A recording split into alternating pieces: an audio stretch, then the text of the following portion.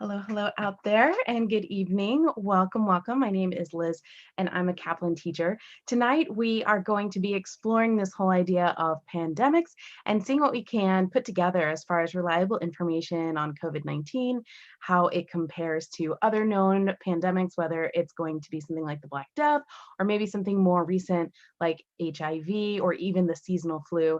And tonight, I am joined by Dr. Chris Cimino. And Dr. Cimino, thank you so much for joining us. Oh, my pleasure. Glad to be here, Liz. Well, tell us a little bit about your journey. I know a lot of folks here are on their journey to becoming a doctor. So why don't you just introduce yourself by way of just talking us through your own story? Sure. I always thought I wanted to be a teacher.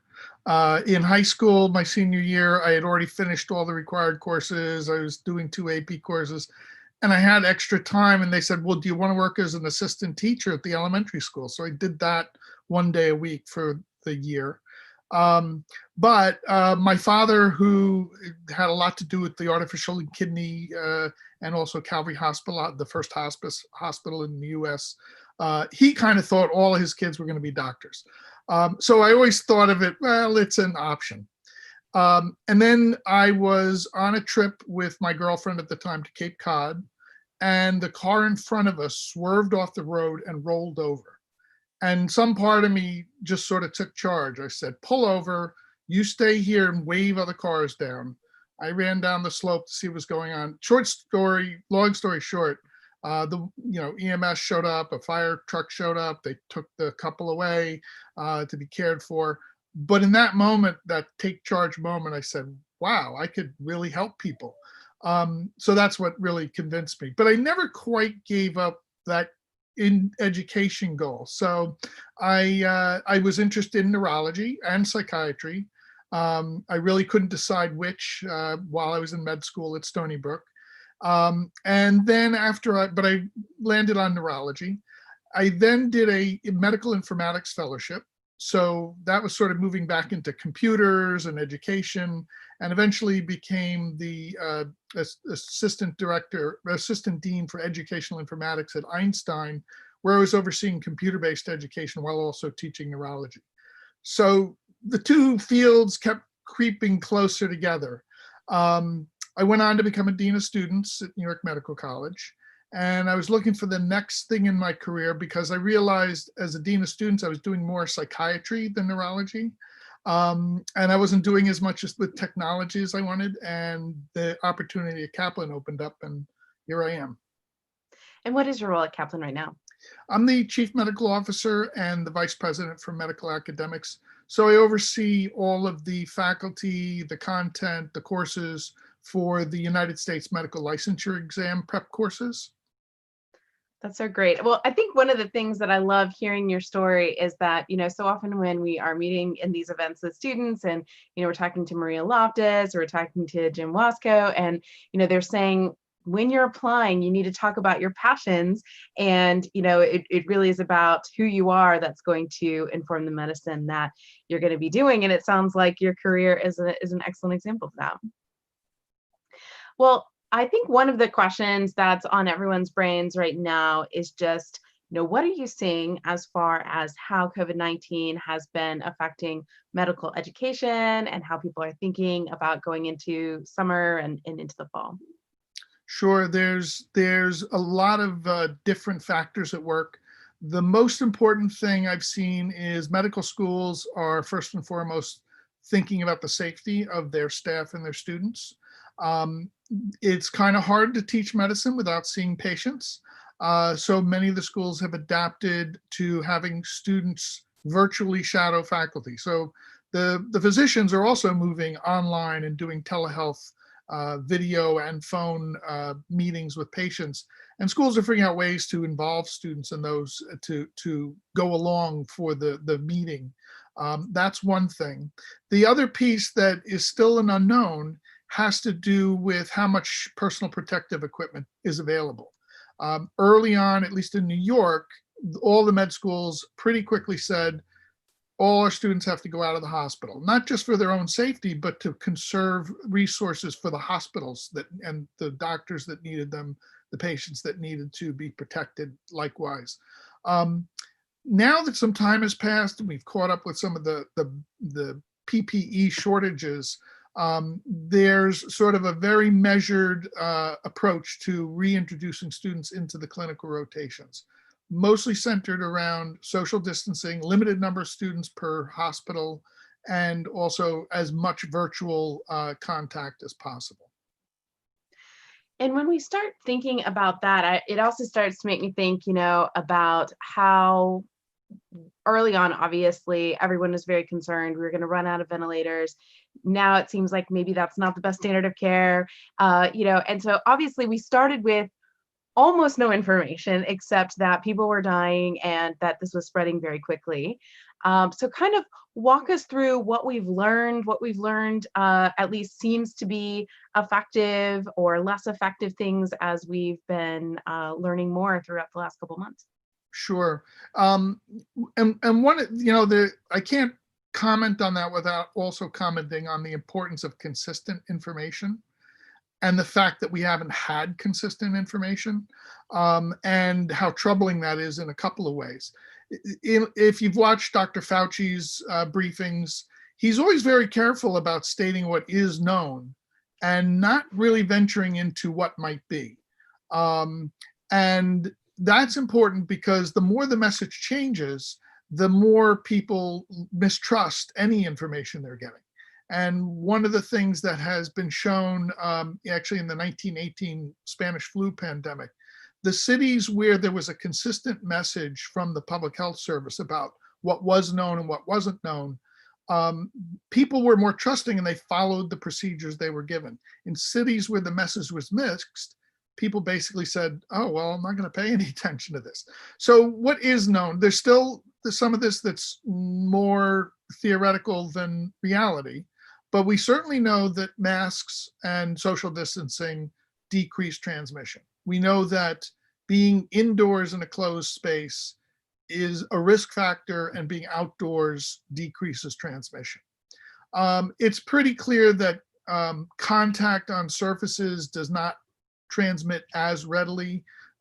It can be transmitted, but it's not going to. If someone sneezes on a door handle, for example, it's probably only an hour or two before that virus is not viable anymore. On the other hand, if someone sneezes on a warm surface, like say your hand, that is likely to persist much longer. So handshaking is a bad idea. Washing your hands is a good idea. Those are sort of the main things we know. The other thing that's relatively recent and very important is there's some interesting syndromes, maybe not interesting to the patients, but there's at least two well-defined syndromes, one that affects children and one that affects older people or people with other diseases. That latter one, it's sometimes called the cytokine storm. It's the one where people get intubated and they just don't get better and they start getting blood clots. The important new information there is dexamethasone, a fairly easily available steroid, works in combating that and has reduced the death rate from that syndrome. The children's syndrome, not as deadly, still kind of mysterious. We don't have any treatments for that. Yeah, it just reminds you how much this is still just a developing story Yes. on that front. And then I think also the interesting piece of medicine is that you're always working with people. And so as we were speaking about before, public health is challenging. Mm-hmm. It's a challenging balance of communication and even when you're one-on-one in a practice working with a patient, getting them to comply with medicine isn't always the easiest way to go about this. But I know, one of the questions that came up for a lot of people early on was just like, how were we so unprepared? Like, did we get caught with our pants down? Like, what's happening and why weren't we ready to just take charge when this all came down? Yeah, I think the most important thing is how successful we've been in the past. And that then undercuts the credibility of the people who are saying a disaster is coming. And if you talk about the Black Death, it's like, wow, that's horrific, but that was centuries ago. We've never had anything like that in recent times. Now, if you ask people about the 1918 pandemic, they probably say, oh yeah, I've heard about that. It's probably because they've heard about it in the last 2 months. 6 months ago, if you ask people, the majority of people would say, what? A pandemic where dead bodies were in the street in Philadelphia? That was a real thing, but there's not a lot of people around anymore who lived through it. And the people who didn't live through it, it doesn't feel real to them. More recently, we've had a series of pandemics. In a sense, HIV is a pandemic. It's just a very slow moving pandemic. We had swine flu, we had bird flu, and the most recent ones we've actually nipped in the bud because of good public health practices. And so all the people who said, oh, this is going to be terrible, everyone else said, well, you were wrong. Why should we listen to you in the future? In fact, they were right, and they took the right measures and averted what could have been a disaster. So that's kind of what's happening now also. Yeah, that's really makes a lot of sense to me. I actually went and studied abroad in China a year after SARS. And so what did you see? You saw people wearing their masks and washing their hands, and that's become much more of a part of the culture because of things like SARS and H1N1 coming out. But then, as you said, it's been handled so well that it hasn't become such a global phenomenon. So it's challenging to anticipate what will occur. Well, what do you think has made COVID-19 different in that it, and that it has become such a worldwide issue? There's three things to look at when you think about a pandemic and a particular disease organism. One of the things is the virulence. Second is the disease course, and the third is the transmissibility. And so by virulence, we mean, well, how deadly is it? And the best example that comes to mind of that for most people is Ebola, where if you read the textbooks, it says it's got an 80% mortality. So in 2014, when there was a big outbreak in West Africa, and health workers from the United States were returning, and some of them turned out to be infected, it created a huge amount of anxiety and news coverage. And I recall kind of horrific, but tents being set up in hospital parking lots in near freezing weather, and patients being kept in these tents to avoid them coming into contact with any of the other patients in the hospital. So it was considered a very virulent disease. What's interesting is, in retrospect, only 2 people in the United States ever got the virus in the United States. And it was 2 nurses, and they both recovered. And of the 9 people who came back from West Africa, 2 died. But if you do the numbers, that's a 20% mortality. That's still pretty bad, but it's not 80%. So mortality and virulence by itself isn't the only factor. The next thing is, of course, the disease course, and HIV is a good example of that. HIV had close to 100% mortality also, but it has a disease course that lasts years. And so for many of those years, it didn't really even make the news. And even after it was a well-known phenomenon among the medical establishment, it was very hard to get healthcare funds to research it, to treat it.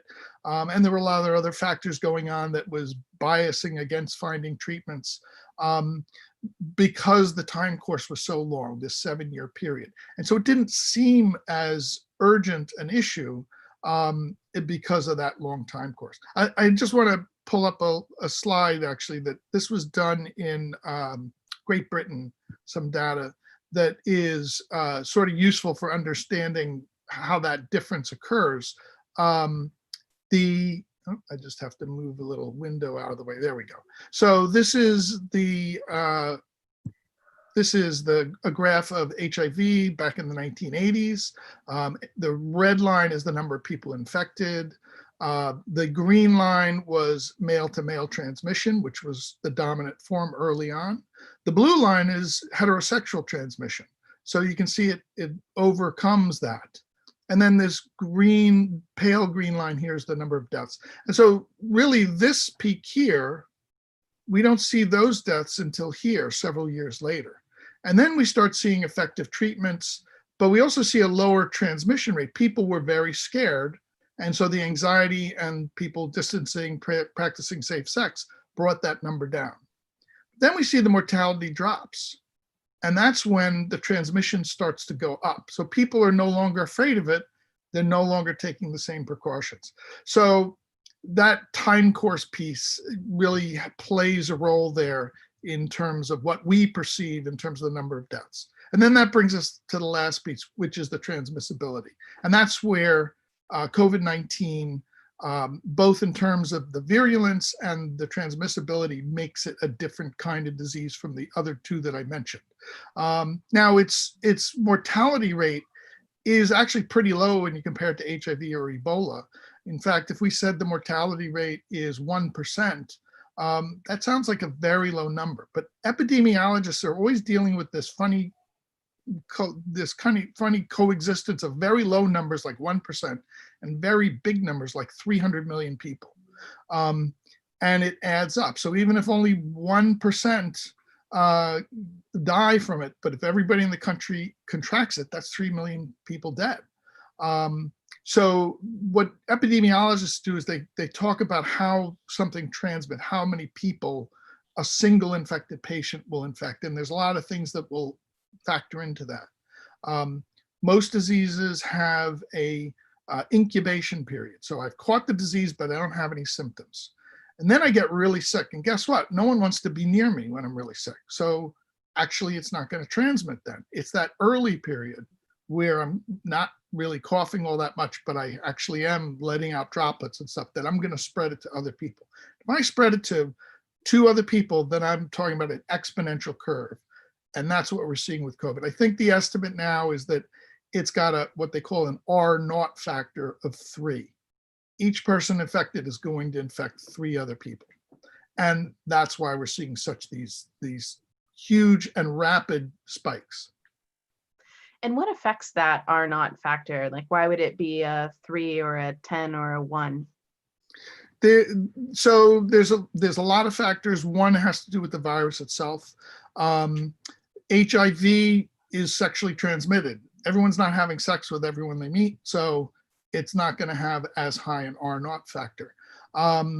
There's something like polio is transmitted by breath, and similar to COVID-19, actually, by microscopic air droplets. And so those don't normally get taken up by the kind of masks that people are using. They're blocked by what's called the N95 mask, which filters out very fine particles. So that means it has a good chance of spreading. On the other hand, anything that we do to prevent that spread, even the cloth masks that I just said aren't completely effective, they're partially effective. And social distancing is partially effective, and hand washing is partly effective. And all those things start to add up to reduce the R0 factor. And that's a good thing. No. Well, one thing that we are seeing on the news now, and I live in Orlando, Florida, so we're seeing those numbers really skyrocketing, and it does really seem to appear to be a few people who are making choices that aren't going to be following all these social distancing, and then it really spreading out from there. So when we're thinking about maybe we're living in a college town, or maybe we're living around some other people who aren't making the best decisions, what are some of the personal choices that we can make to kind of protect ourselves and our families? Yeah, my brother lives in Orlando, in Alabama, and he's a doctor also. My father had some kind of influence on us, but he goes shopping and he wears a mask, and he's the only person in the store wearing a mask. And I've been in some situations like that too, and it feels really uncomfortable and embarrassing. But I tell people, you could die of embarrassment by choosing to not wear that mask. And so, so what if people look at you strangely? When the infection rates start to go up, then you'll be glad you did it. So that's one thing. Speaking for my own family, my wife works in a hospital. We identify her as the person most likely to give us the disease. So we've divided all of our family chores in a way to minimize how many other people we contact. So I'm the person who does the shopping. My son is the person who goes to my mother-in-law's house. And so we're narrowing that net of contacts down so that even if one of us gets infected, then it's not as likely to spread to other places. It really is hard to be socially distant, but you got to find alternatives like Zoom. I have a family meeting once a week with my brothers and, things like that. And that's how we'll get through this. Yeah, that's great. Well, how does, I know we were talking about the R naught factor. How does that end up working out over time? I know we were kind of thinking about it from a population standpoint. How does an infected person coming on an airplane, or maybe some small amount of folks coming to the U.S. end up creating quite a number of different places of infection around the country? That's it. It comes back to that silent period of transmission, and that's another thing that makes COVID more concerning and more transmissible, is that its incubation period is probably somewhere around 10 days. And so that's twice as many days as the typical, which would be something like influenza, 3 to 5 days. So that's twice as many people that you can come into contact. There's been a lot of concern about, there's been a lot of rallies and protests lately, and that's a risk factor in terms of being in large groups. Some of them I've seen from the TV shots that I've seen, people are keeping socially distant. That's a good thing. But it's still hard to manage that without coming into more contact. So one person, and maybe there's another image I have that can demonstrate this too. If we look at, this is sort of a simple example of how the R naught factor would work. If we had an R naught factor of 1, then it's going to be transmitted to one person, from that person to another person. When you get to an R naught factor of 2, then you're transmitting it to 2 people, so all the reds. An R naught factor of 3, you can see it quickly increases the number of cases. Now, the R naught factor is an average, because for every person who's infecting someone else, there's someone who's staying home, and so who's not in this chain, they're not exposed. And so really what we're seeing is local places where one person is spreading it to many others, averaged out against a bunch of people who are staying home and isolated. So when they say the R naught factor for COVID might be around 3, individually in a particular area, like in an urban area, it's probably much higher. In a rural area, it's probably much lower. But all of these things, once you get past 1, they're exponential. And so while you may not see that effect in the first week or 2, it eventually reaches a point where you get that spike. And there's 2 things about that spike that concern medical professionals. One is that there is a point where, and we almost saw this in New York, but not quite, where all of the hospitals are full and there's no place to put new patients. Now you have people who might have survived if they could get care, but there's no care to give them because there's not enough beds or people, et cetera. And that's, in a sense, needless loss of life. So that's why everyone's talking about flattening the curve. If we flatten the curve, the same number of people will die from COVID, but if it's spread out, we won't have that excess number of people dying. The only thing that it actually is going to start to save lives is if we have treatments and vaccines and things like that. And as we all know, that's going to be, at least for vaccinations to be widely available, science takes time, lots of trials, and lots of things that are going to be coming over the next few years, I'm sure. So for now, when we think about these interventions, I think back to, say, mid-March and a lot of the different dialogue that was happening nationally. There was a lot of back and forth about what was the right thing to do. So should we all have, been social distancing at the end of February or early March? It is that would that have been the best thing to have done at that point? And would that have changed some of these numbers? It would definitely have changed the numbers. Would it have been necessary everywhere? The answer there is we don't know, because we didn't have enough testing. So there likely are areas in the country where the social isolation isn't necessary because nobody's infected. They haven't gotten that one person from Europe or from wherever, or New York, who's infected, coming to their community, and so therefore they're safe. But there's no way to know that because we don't know who's positive and who's negative. That's where in this next phase, testing becomes really important, because we can start to think of people as, okay, they had it, maybe they're immune, and so they're not going to get it again, in which case that actually helps everybody else. That's herd immunity. In that graph I showed with all the connections, it would be like one of those arrows hits someone who already has it, the arrow doesn't transmit anything because the person already had it. So the more people you have, that will also bring down the R naught factor in a way similar to a vaccine. Now that's a what if, because we still don't know if people are immune to getting it a second time or not. But if we had that information, then we could have said, hey, North Dakota, you're good. You don't need to do social distancing, just New York and San Francisco and Omaha, and we'd know exactly where it institute. But since we didn't know that, the only thing we could have done and should have done was the same policy everywhere. Well, and in a lot of ways, all of this it feels like a lot of waiting, right? Like we're waiting for better treatment, we're waiting for a vaccine. So in your head, how are you thinking about the timeline with the development of the vaccine? There's a lot of promising news. Ironically, one of the worst pieces of news is that the COVID is being pushed back. It's not spreading as much. That makes it harder to test the vaccine. Because ultimately the way you test the vaccine is you give it to a bunch of people, you wait to see who gets COVID.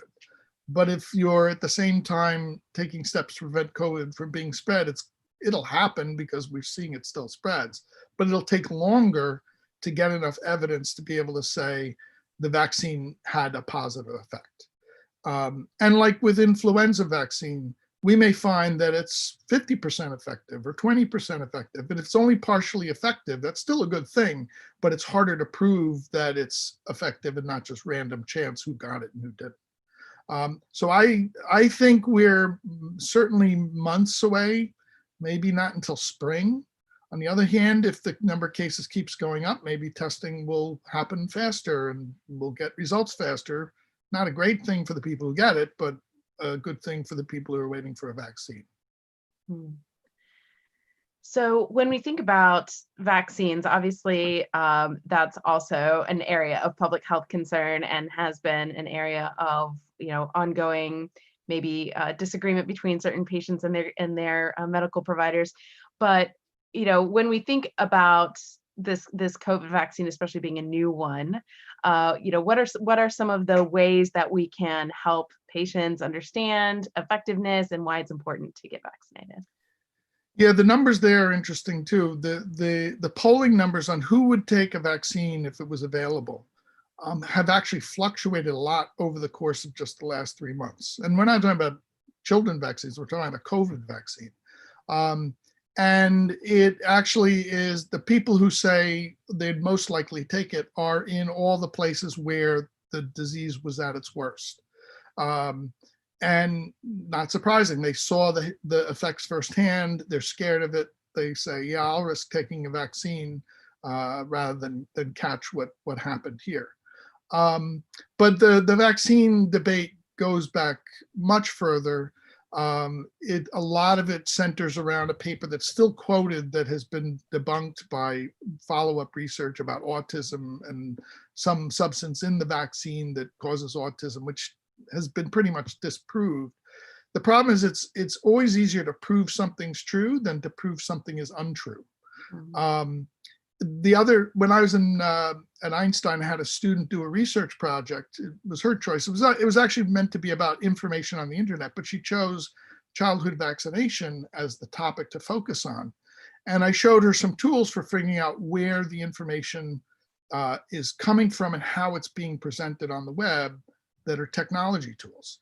And she discovered some interesting things. One was if you divided the sites up into the pro-vaccine and the anti-vaccine sites, the anti-vaccine sites always had the absolute truth. They always had an absolute answer. I mean, they always said, definitely causes, no doubt, no chance or whatever. Then you go to like the other sites, the pro-vaccine sites, and they would say, Well, there's less than a 2% chance that it causes this, and it's 85% effective in preventing this. And the net, and it was confusing, and it seemed like it wasn't an absolute answer. And so that was why probably some people find the other websites convincing. But the other two things she found that was very interesting that correlated was the websites that were anti-vaccine. You almost could never tell who was funding the website. You go into like, well, what web server is this on? What company is putting this up? Who owns the IP address? And it was always hidden under shell corporations and things like that. You go to the sites that are pro-vaccine, it's like CDC, and here's where their funding comes from, blah, blah, blah. And it had all the information. You could always track it back to a funding source and an accountability. So that was kind of interesting as a correlation. Well, I think that's interesting as an MCAT teacher when you are looking at answers that are like extreme, right? They're wrong. They're wrong when they're saying that. And as scientists, there's always a sense of humility of, new information comes in. And so we tend to speak in that little bit less certain. But again, when you're dealing with public health and you're dealing with folks who might not be in the science every day, it might feel less certain, which is that's a really interesting piece of that. So I know we've been talking a little bit already about COVID-19 transmission versus like HIV, et cetera. So is our suspicion that COVID is primarily being transmitted through the air, or what do we know? That's the presumption now, that it's primarily these micro droplets. So it's not so much coughing, which helps spread it also, or sneezing, but it's just breathing. So there's water droplets in our breath, and that's all it takes. There's very little evidence that it's been transmitted by hand contact. And mostly that's one interesting thing about wearing gloves. Wearing the gloves doesn't prevent you from getting the COVID virus on your hands. It makes you remember not to touch your face. Because who wants to touch their face with a rubber glove? And that's actually probably what's protecting people. So that seems to be where all the evidence is pointing as far as the way things are being transmitted. And I know you used the term earlier, herd immunity. What's a good way to communicate that concept? Especially, I think some of us understand what it means, but sometimes it's challenging to communicate to another person. So if you think back to that picture I showed with all the circles and the lines connecting them, and now you inject some of those circles with a vaccine, or inject them, take them and they got COVID, and now they get immune, that breaks up those connections. So if I get the disease, but everyone in my household has gotten the vaccine, they're not going to transmit it to anyone else because they're not going to get it in the first place. And there's probably somewhere between 40 and 60% when that portion of the whole population has been immunized, it dramatically slows down the transmission of the disease. It'll still transmit at a very slow rate, but it also reaches the point where it has the chance of being in an environment where nobody else can catch it, and so it burns out and doesn't cause any more illness. Well, I think another thing, just kind of moving to a different thought to think through is, we've got a lot of folks here who are future doctors, or maybe they're in medical school, and they're seeing a lot of tired doctors and nurses. They're seeing, that we've got this pandemic. How, first of all, should we even think, hey, this is the right profession for me? Is healthcare going to be safe moving forward? That question reminds me of something I saw at the Columbia Library once. It was a marble plaque and I think it was from mid 1800s. And it said, dedicated to those students who gave their lives in the study of medicine. And reading between the lines, it almost certainly was TB that medical students and other doctors were dying from. But nowadays, transmission of infectious disease to doctors and nurses and other healthcare workers is actually fairly low. In fact, in New York, when you compare I said earlier that we pinpointing my wife as the one most likely to give it to us because she worked in a hospital. It turns out that the transmission rate among medical workers is lower than the general community. And it's because they have access to better PPE equipment, and they're using it in the place where they're most likely to get infected. So the days of medical students dying from TB because they're in the medical school is past us. In fact, if you look at causes of death, what you have to worry about more is suicide.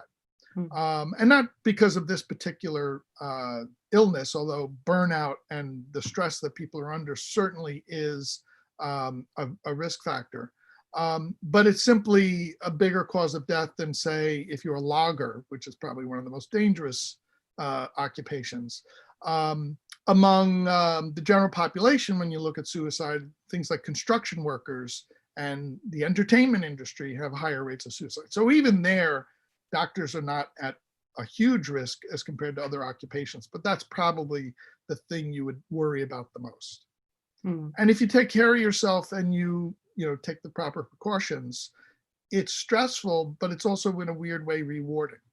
To know that you're facing something because you have the knowledge on how to face it, and at the same time you're helping people get through this, and that's a very rewarding experience. We have a great question from Emma, and really talking about coming back to school in the fall. And it sounds like her university is requiring masks, spreading out class times, decreasing room capacities, doing online events only, and any bigger classes over 40 students will be online. One of the questions she really has is about the dorms as well. That's not necessarily clear, but does this sound like they're in the right ballpark? Are there any additional recommendations that you might make for sort of this communal living that we enjoy as part of our university years, but might not be the safest in the fall? I actually just today saw a summary of a survey done on the doctor education mailing list. What are schools planning for the fall? And that's in line with what a lot of schools are doing.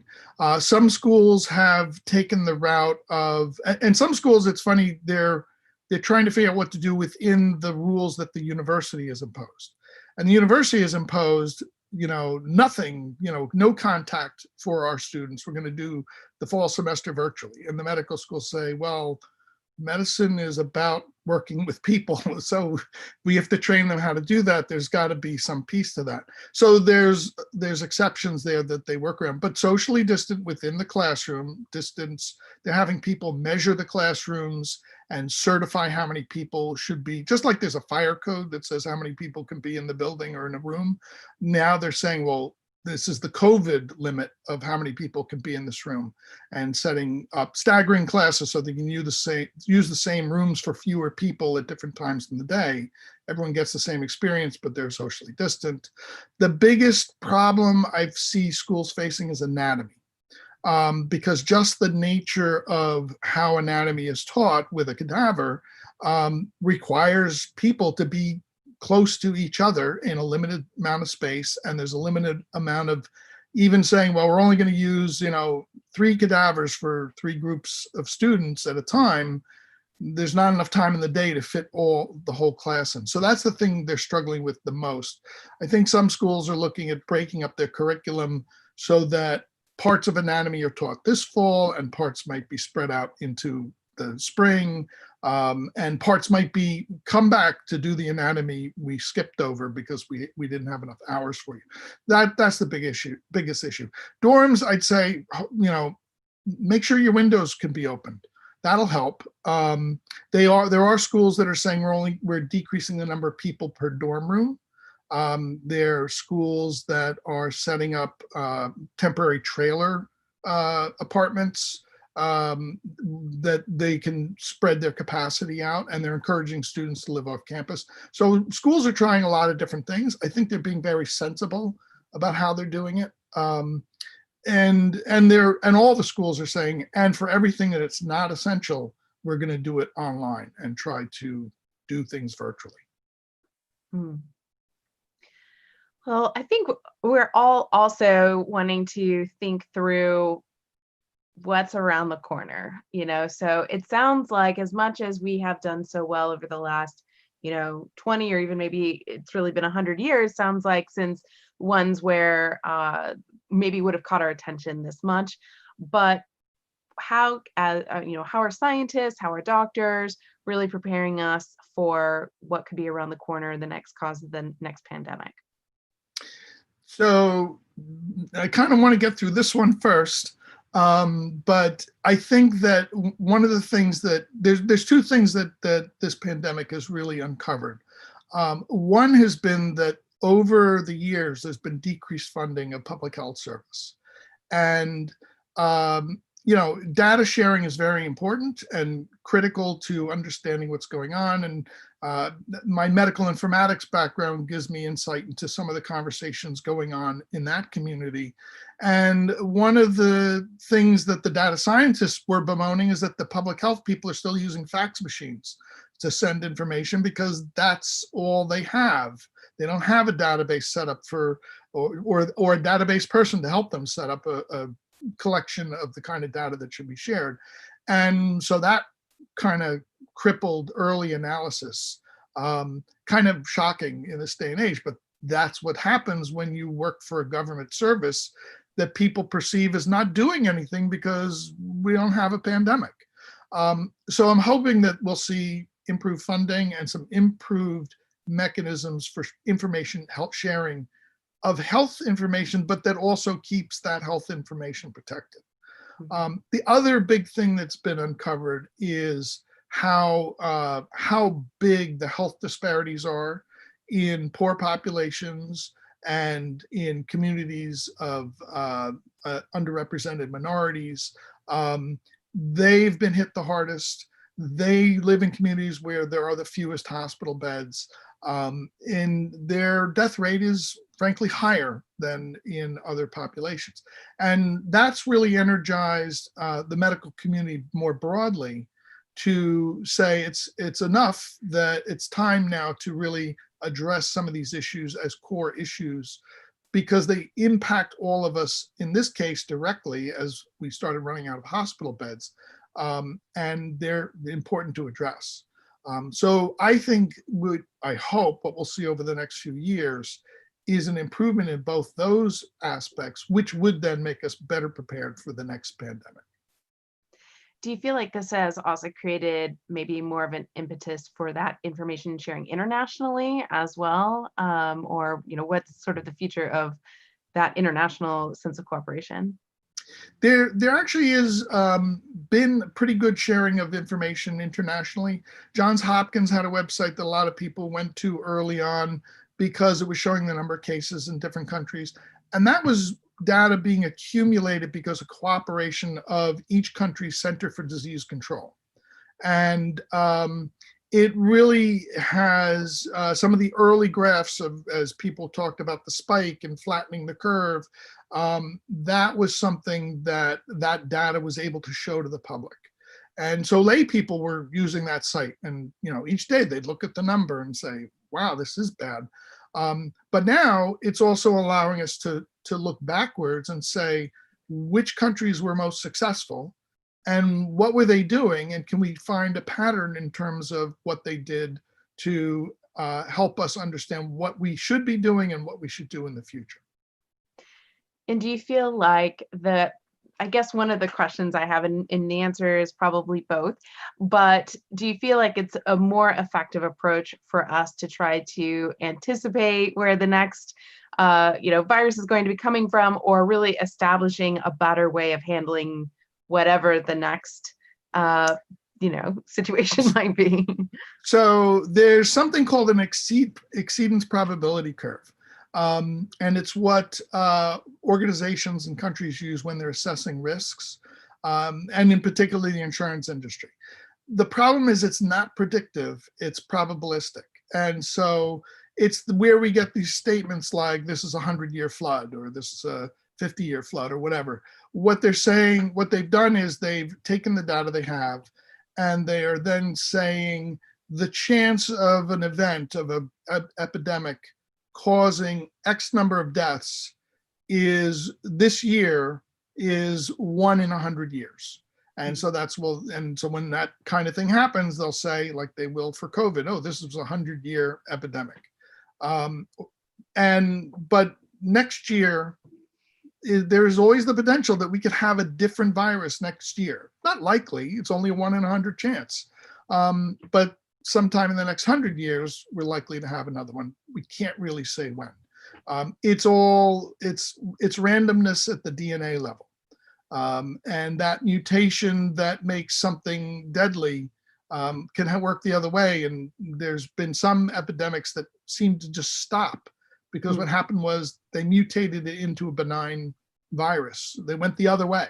And so we can't, it's a roll of the dice as to what will happen next year or the year after. We know it will happen again, though. And do you feel like as we're preparing and as we're learning and as we're retrospectively looking back over what has happened, do you feel like there is an impetus for policy change more broadly, whether it's, state or national government or even just hospital standard of care? Like, kind of how do you see that working its way out? I think there's two things that are going to push some of this to the state level. I think it was clear that the cooperation between hospitals was essential, and not just cooperation, but there needed to be some kind of impartial central coordination. And really that could only happen at the state level Department of Health. There are some states that already have what are called regional cooperative medical services that are sharing information, and that can be across state. Typically, for obvious reasons, those are often the more urban, more rural areas. And so they already have some of those pieces in place in terms of information sharing, but not decision making. So that'll be interesting to see how that plays out. But I think all of the states have received the message loud and clear that they are potentially on the hook to manage this themselves, certainly now and quite possibly in the future. If there is something at the federal level, well, then that'll be great. That'll be a backup for things like distribution of the scarcest resources, so that states aren't bidding for equipment against each other, driving up the price and making it cost more for each of them. But the ability to really manage because as a concrete example, I don't know that I would have recommended what New York did for Missouri, because the situation there was different. And there's also another factor in here which we kind of avoided, which is the economic factor. And clearly it's played an economic toll. And I'm not just talking about people who have stocks and investments and stuff like that. There's people out of work. There's people who are, and guess what? It's the same people who are already disadvantaged. They're the ones who are probably exposed the most if they have a job, because they have jobs that are bringing them into contact with more people, or they were most likely to lose their job. And that has real consequences in terms of mortality also. People will die from an economic downturn. The question is, and this is always a Monday morning quarterback kind of thing, which was worse, the tragedy we avoided if we had run out of respirators, or the tragedy we're living through because people are out of work? And nobody really has the answer for that. And it's a thin line to tread as you move through this process. And with limited information that might be changing. Correct. Public health policy is never an easy thing. I've often said throughout this time that I'm glad I'm not having to make these decisions, because it's very, very challenging. It is better than ancient times where if the patient died, the doctor was killed. But you still have to stick your neck out in some of these situations. Well, both Indra and Emma are asking some questions about sports, and really thinking about what would our main concern be if we have sports resuming, and what would be your recommendation to leagues to, just keep teams and players safe? Contact sports are, I think, not going to be safe for a while. I would be hesitant to have I'd be hesitant to have my son play football or soccer.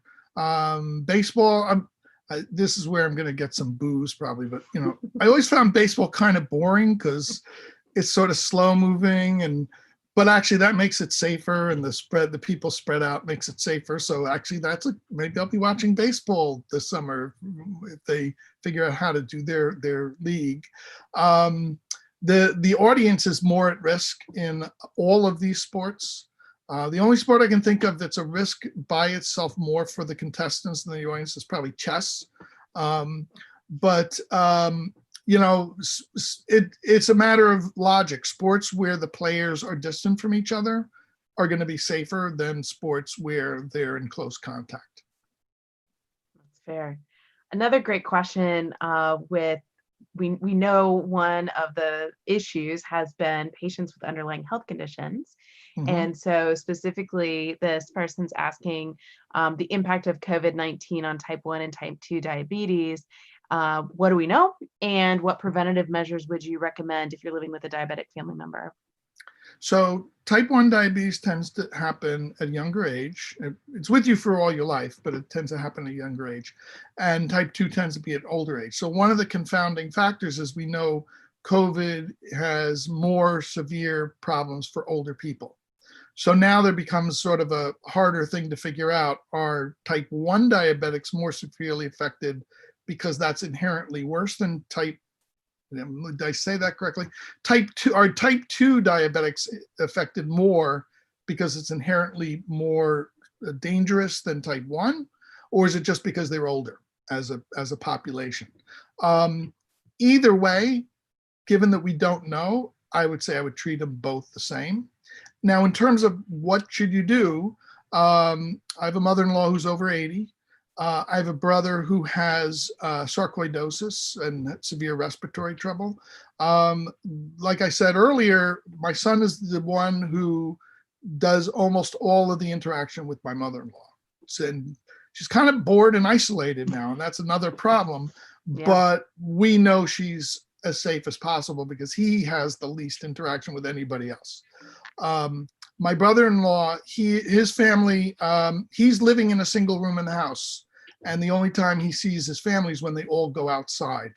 And so he's isolating within their isolation to keep himself safer. I was on one of these community blog sites, and posting caught my eye. An elderly person who said, I'm tired of this. I want to hug my grandchildren. And it ensued a long debate of people said, yeah, why can't we hug our grandchildren?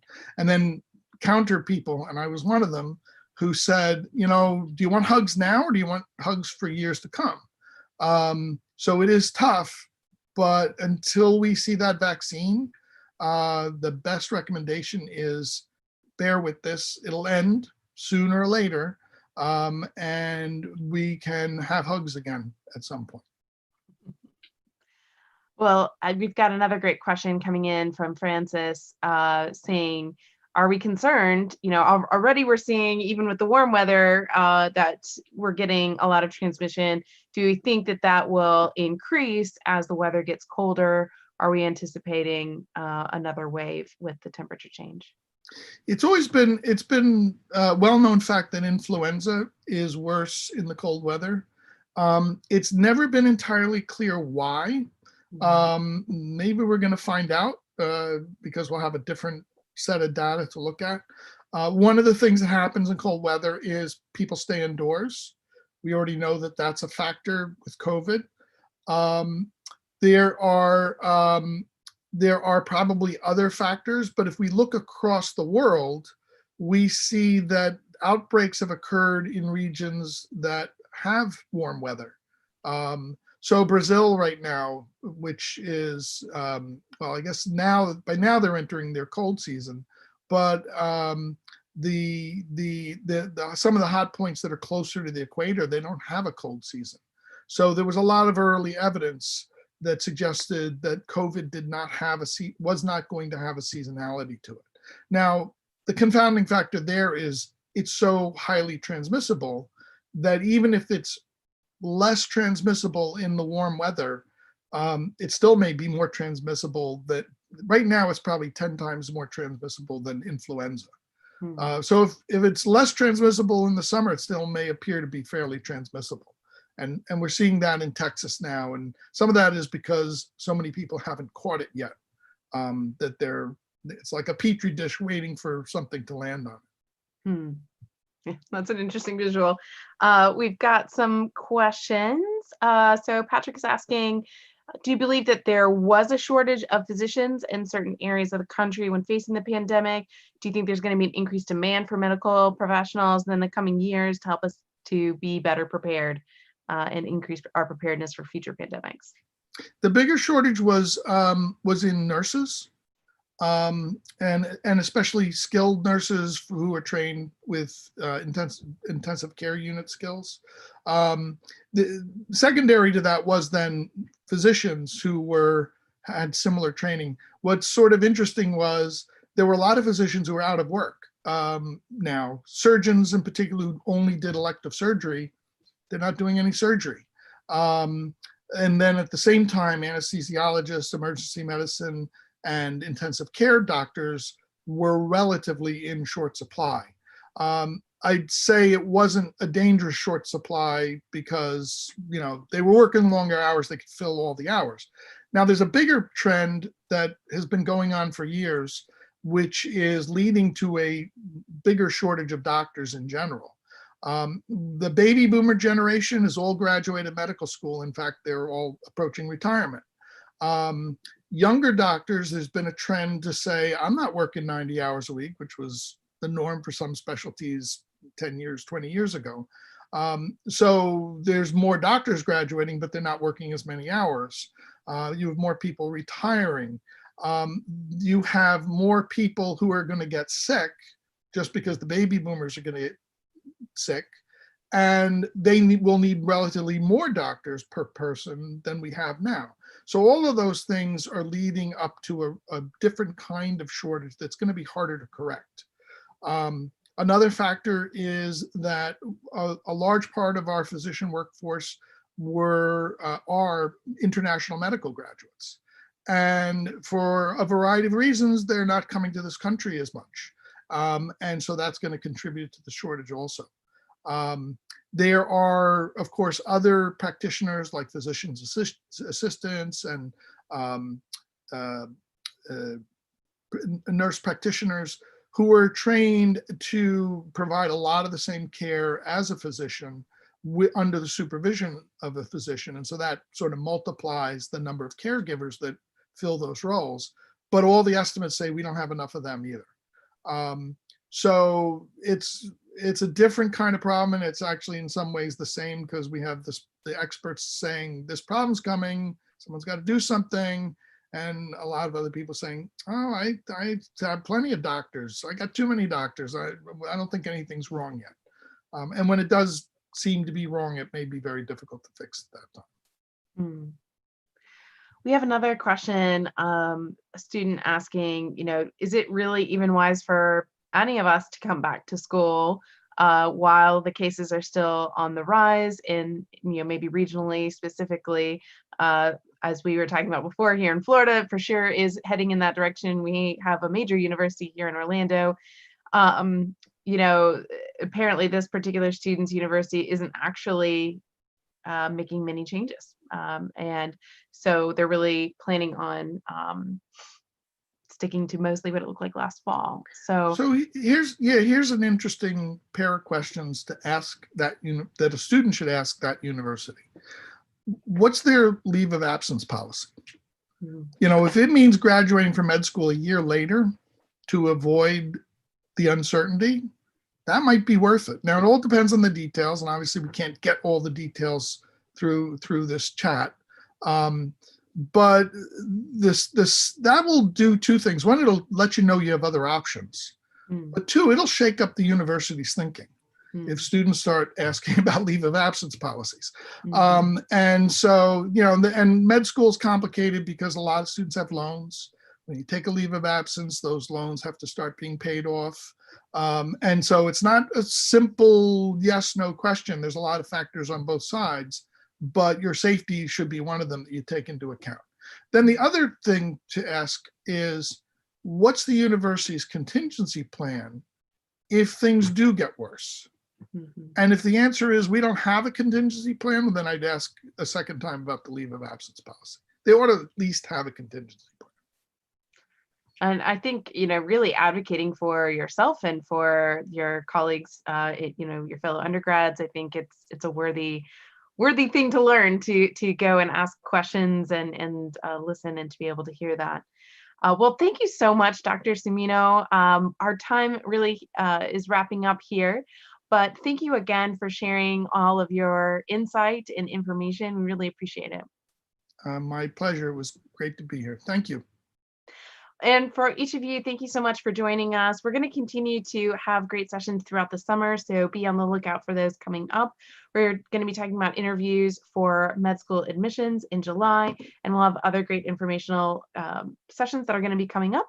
So please do join us. And of course, we always wish you all the best as you continue in your medical journey. Have a great night. And stay safe.